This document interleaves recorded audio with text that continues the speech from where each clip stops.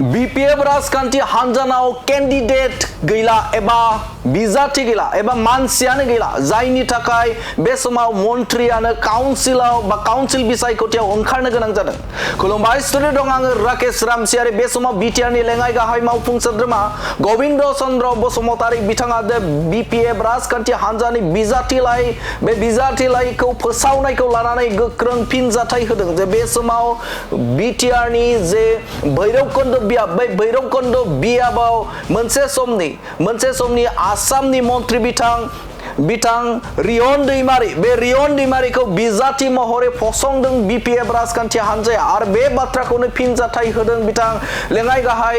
मावफुं सोद्रोमा बिथां गबिन्द चन्द्र बसुमतारी बिथाङा रोखा बाथ्राखौ बुंथिदों जे बे समाव BPF राजखान्थि हान्जानाव केन्डिडेट गैला बिजाथि गैला एबा मानसियानो गैला जायनि थाखायनो बे समाव काउन्सिलाव मन्थ्रि सासेया बिजाथि एबा बे समाव बिसायख'थि गेलेनो फैदों होननानै बाथ्रा बुंथिदों। जोबोद गाहाय थाखोआव बिथांमोना मन्थ्रि जानानै बे समाव गाहाय थाखोनि मोनसे काउन्सिल बिसायख'थियाव बाहागो लानो गोनां जादों मानसि गैयिनि थाखायनो होननानै अजद खालामदों बिथां गबिन्द चन्द्र बसुमतारी बिथां बिटिआरनि लेङाइ गाहाय मावफुं सोद्रोमा गबिन्द चन्द्र बसुमतारी बिथाङा BPF राजखान्थि हान्जानि सेथि पेजनि जे बिजाथिलाइ फोसावनायखौ लानानै गोख्रों फिनजाथाय होनायखौ नुनो मोनदों। बे समाव गबिन्द चन्द्र बसुमतारी बिथाङा बुंथिदों जे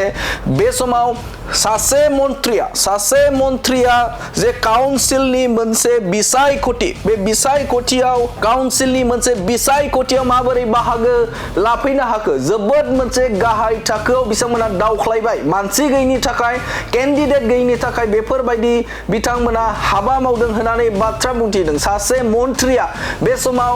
गिबि मन्थ्रिनि थाखायसो सिन्ता खालामनांगौ एबा साननांगौ एबा बे समाव डिपुटि CMनि थाखायसो साननांगौ होननानै बाथ्रा बुंथिदों बिथां लेङाइ गाहाय मावफुं सोद्रोमा बिथां गबिन्द चन्द्र बसुमतारी बिथाङा रोखा बाथ्राखौ बुंथिदों जे गिनायनि बाथ्रा गैया जे बे समाव बिथाङा थांनाय 20 बोसोराव रायजो राजाफोरनो बिथाङा मा मावदों रायजो राजाफोरनो बे समाव बिथाङा मा मावनानै होदों मोनसेबो बिथाङा दिन्थिनानै होनो हाया होननानै बाथ्रा बुंथिदों बिथां लेङाइ गाहाय मावफुं सोद्रोमा गबिन्द चन्द्र बसुमतारी बिथाङा बुंथिदों जे मोनसे काउन्सिलनि बिसायख'थि जाय गावबुराजों समान दा बेफोरबायदियाव सासे मन्थ्रिया माबायदि बिसायख'थि गेलेफैनो हाखो मानोना बिथांमोनाव BPF राजखान्थि हान्जानाव बे समाव बिथांमोननियाव मानसियानो गैला केन्डिडेट होनो थाखाय बिथांमोनाव सुबुं गैला दैदेनगिरि गैला जायनि थाखायनो बे समाव सासे मन्थ्रिखौबो मोनसे गाहाय लेभेलाव लाबोनो गोनां जादों होननानै बाथ्रा बुंथिदों बिथां गबिन्द चन्द्र बसुमतारी बिथाङा। राजनीतिक दলৰ উদ্দেশ্যত নিৰ্বাচন খেলা আচলতে BPFৰ কাউন্সিল সমষ্টিত থিয় হ'বৰ কাৰণে কেণ্ডিডেট নাই মানুহ নাই আৰু সেইকাৰণে মন্ত্ৰী এজনে নামিব লগা হৈছিল এইটো এটা পাৰ্টিৰ কাৰণে লাজৰ কথা হয় আচলতে কাৰণ তেওঁ কেবিনেট মন্ত্ৰী আছিল তেওঁ মন্ত্ৰীৰ পৰা মুখ্যমন্ত্ৰী হ'ব লাগিছিল উপমুখ্যমন্ত্ৰী হ'ব লাগিছিল তেখেতে কিন্তু কাউন্সিলত নামিছে মন্ত্ৰী এজন গাঁওবুঢ়া লাইনত আহিছে আৰু সেইটো আচলতে লাজৰ কথা হয় কওঁতে হয়তো তেখেত বেয়া পাব কিন্তু বেয়া পালোঁ কথাখিনি সেইটোৱেই হয় তাৰমানে BPFৰ কৰ্মী নাই কণ্টেষ্ট কৰিব পৰা মানুহ নাই মানুহৰ অভাৱৰ কাৰণে এতিয়া যিজন মন্ত্ৰী আছিলে এটা সময়ত 10 বছৰ মন্ত্ৰী হৈ আছিল তেখেতে আজি কাউন্সিলৰ নিৰ্বাচন কৰিবলৈ আহিব লগা হৈছে আৰু সেইকাৰণে তেওঁ BPF বা ৰিহন দৈমাৰী আমাৰ কাৰণে অন্তৰায় নহয়। আমি জানো যে 20 বছৰ MLA হোৱাৰ পিছত ৰাইজে তেওঁক প্ৰত্যাখ্যান কৰিছিল আৰু তেখেতে 20 বছৰে ৰাইজৰ কাৰণে কি কৰিলে তাৰ এটাও প্ৰমাণ ৰাইজক দিব নোৱাৰে আৰু সেইকাৰণে মই যিখিনি ৰিপৰ্ট পাই আছোঁ য'তেই যায় তেখেতে ৰাইজৰ প্ৰশ্নৰ সন্মুখীন হ'ব লাগিছে যে 20 বছৰ আপুনি কি দিছিল আমাক এতিয়া কি কৰিব আৰু এই প্ৰশ্নৰ সন্মুখীন হোৱাৰ কাৰণে তেখেতে আজিকালি অন্তত এইকেইদিনৰ ভিতৰত ৰাইজৰ মাজত সোমাবলৈ সাহস কৰা নাই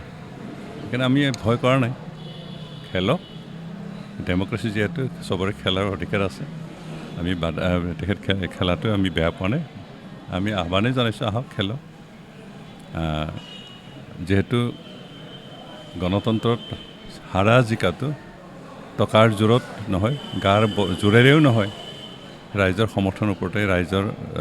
ৰাইজে কাক বেছি ভাল পায় কাৰ লগত বেছি ভাল পাই থাকে তেনেকুৱা সেইটোৰ ওপৰতে নিৰ্ভৰ কৰে সেইকাৰণে ৰাইজে নিৰ্বাচন কৰিব কোন হাৰে